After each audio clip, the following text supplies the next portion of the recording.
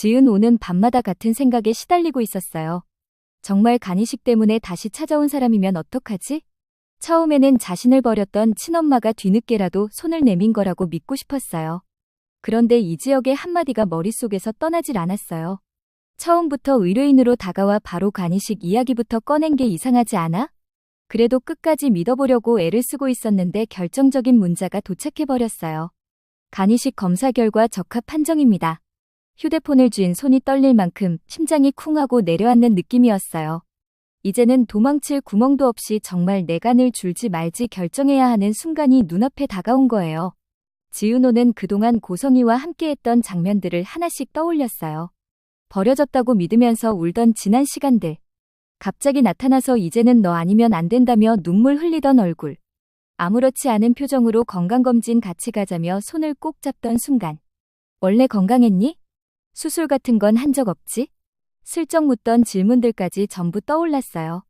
그때는 미처 못 느꼈던 이상한 점들이 지금은 하나씩 이어지면서 커다란 그림이 그려지고 있었어요. 혹시 처음부터 간이식을 노리고 날 찾아온 거라면 어떡하지? 믿고 싶지 않은 의심이 머릿속을 세차게 치고 돌아다녔어요. 그래도 마음 한구석에서는 그래도 설마 그럴 리 없다고 버티고 있었어요. 하지만 결국 지은호는 짧은 문장 하나를 겨우 입력해서 보내게 되었어요. 죄송해요. 간이식은 힘들 것 같아요. 전송 버튼을 누르는 순간 온몸에서 힘이 쭉 빠져나가는 것 같은 허탈함이 밀려왔어요. 한편 그 문자를 받은 고성이 얼굴은 순식간에 굳어버렸어요. 잠깐 당황한 기색이 스쳐 지나가더니 금세 싸늘하게 가라앉은 눈빛이 떠올랐어요. 그래, 그렇다면 다른 방법을 써야겠네. 고성이는 눈물도 후회도 모성도 전부 이용해본 사람이었어요. 지금까지 누구보다 치밀하게 계산하며 살아온 여자였고 감정조차 하나의 도구로 쓰는 사람이었어요. 그래서 지은호 하나 때문에 여기서 물러날 생각은 전혀 없어 보였어요. 그날 밤 지은호의 집 앞 공기는 유난히 무겁게 느껴졌어요. 정순이는 평소와 달리 괜히 딸에게 날이 서 있었어요. 너 요즘 왜 이렇게 늦게 들어오는 거야? 가게 일 힘든 건 알지만 엄마한테 말도 안 하고 어딜 그렇게 다니는 거야? 입에서 나오는 말마다 걱정이 잔뜩 묻어 있었지만 지은호는 쉽게 입을 열 수가 없었어요.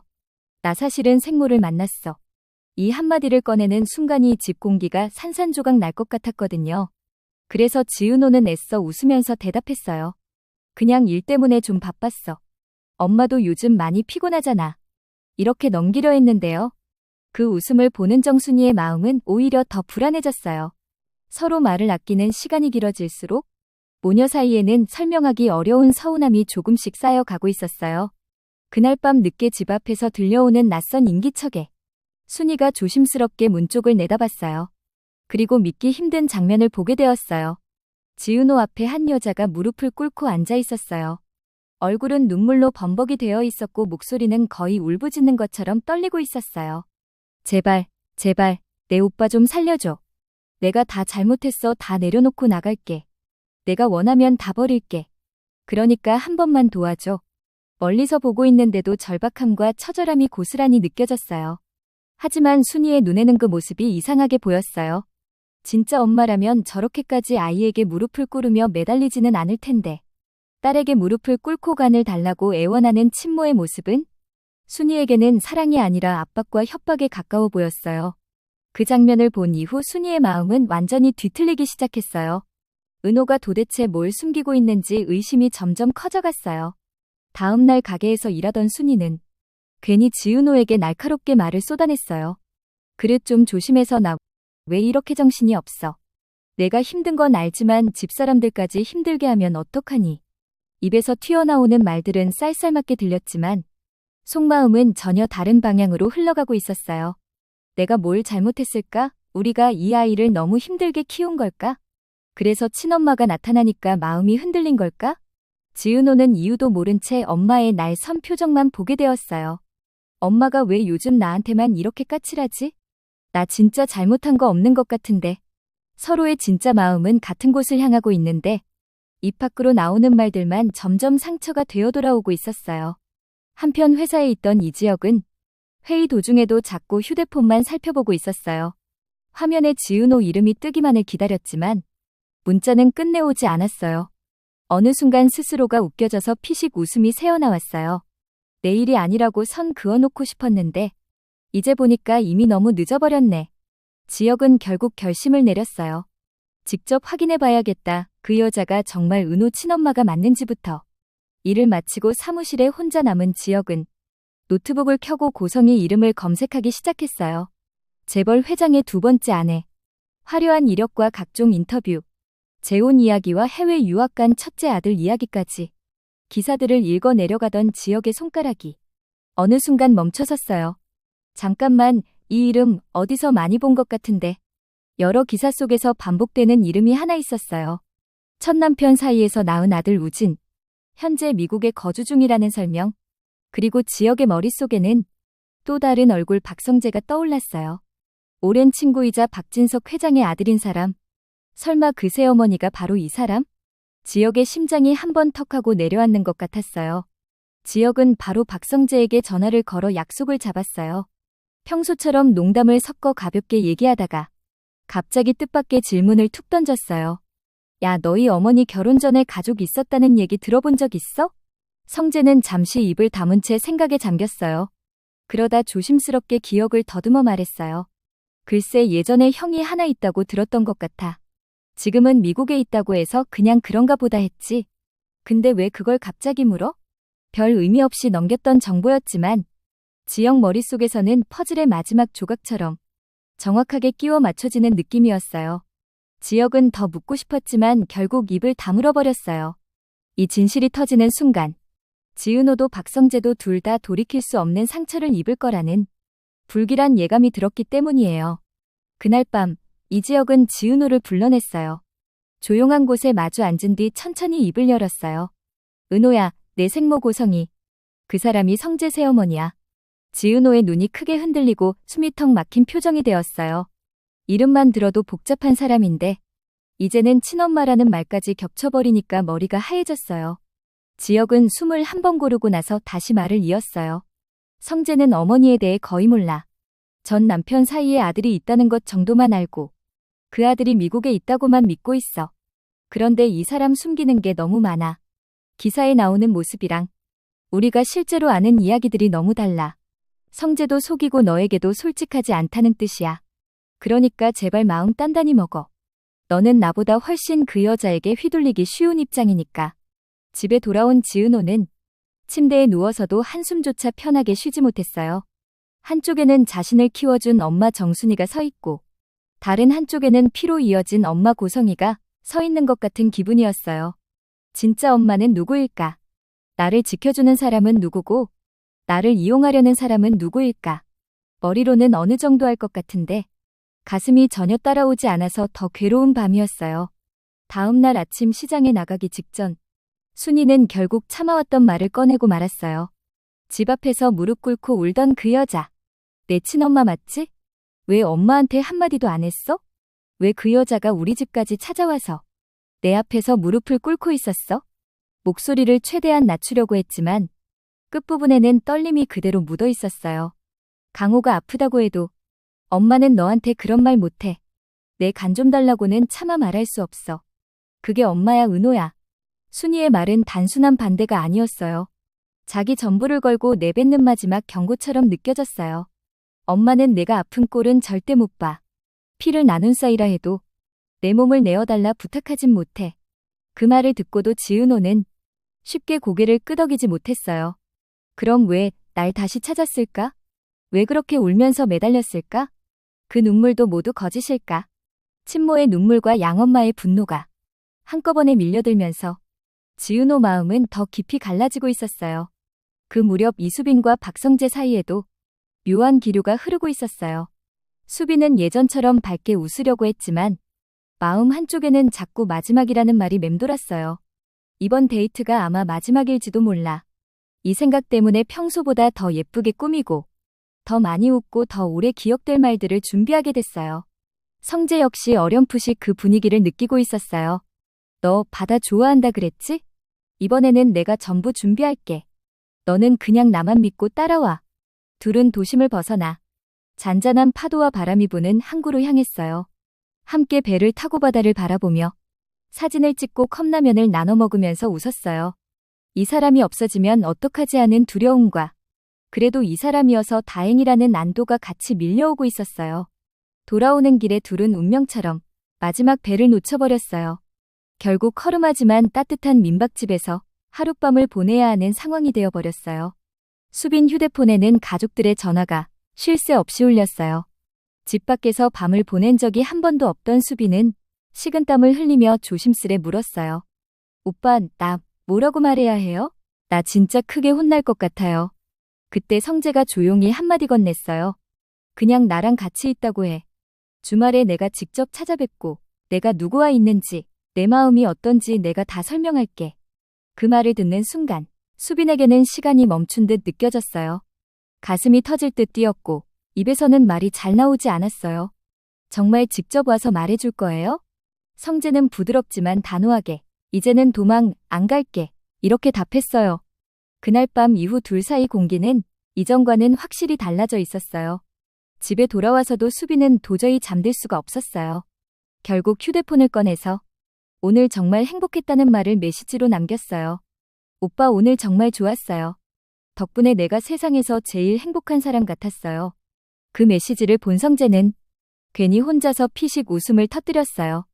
이 녀석 정말 귀엽네 하는 생각이 들었어요.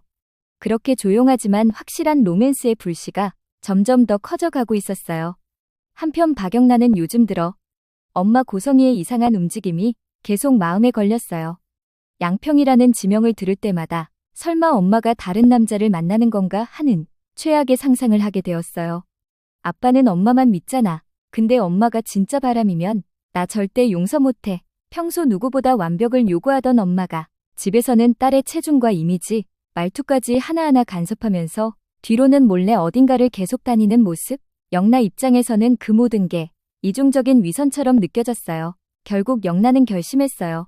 한 번만 더 양평 가면 내가 직접 그까지 따라간다. 그리고 엄마가 숨기고 있는 걸 모두 확인하고 말겠다. 그리고 마침내 그날이 왔어요. 고성희가 다시 양평으로 향하는 날이었어요. 영나는 몰래 택시를 타고 엄마 차를 뒤따라갔어요. 도착한 곳은 조용한 요양원 입구였어요. 조금 떨어진 곳에서 지켜보는데 엄마 차에서 내린 사람은 고성희 혼자가 아니었어요. 그 옆에 서 있는 여자는 다름 아닌 지은호였어요. 저 언니가 왜 엄마랑 같이 있는 거지? 영나는 놀란 눈으로 둘을 바라봤어요. 요양원 안쪽에서는 휠체어를 탄 한 남자가 정원 쪽으로 나오는 모습이 보였어요. 창백하지만 어딘가 따뜻한 눈빛을 가진 얼굴. 영나에게도 낯설지만은 않은 느낌이었어요. 아빠와 결혼하기 전에 엄마가 키웠다고 했던 아들 우진. 엄마가 늘 지금은 미국에 있다고만 말하던 그 사람. 그 사람이 지금 한국에 들어와 있고 게다가 요양원에 누워 있다는 사실을 영나는 이날 처음 알게 되었어요. 엄마가 왜 이걸 우리에게 숨긴 거지? 영나는 온몸이 굳어버린 채 창문 너머를 계속 바라봤어요. 그 안에서는 우진을 바라보며 눈물을 글썽이는 지은호와 그 모습을 보면서 이상하게 안도한 듯 미소를 짓는 고성희가 있었어요. 적건 가족을 보는 표정이 아냐. 계산이 잔뜩 섞인 얼굴이야. 영나는 직감적으로 그렇게 느꼈어요. 집에 돌아온 뒤에도 고성희는 피곤하다고 투덜대다가도 영나에게는 여전히 날카로운 말을 쏟아냈어요. 너 요즘 왜 이렇게 관리 안 해? 이러다 진아 그룹에서 싫다고 하면 어쩔 거야? 고개를 숙인 영나의 눈빛은 이전과는 완전히 달라져 있었어요.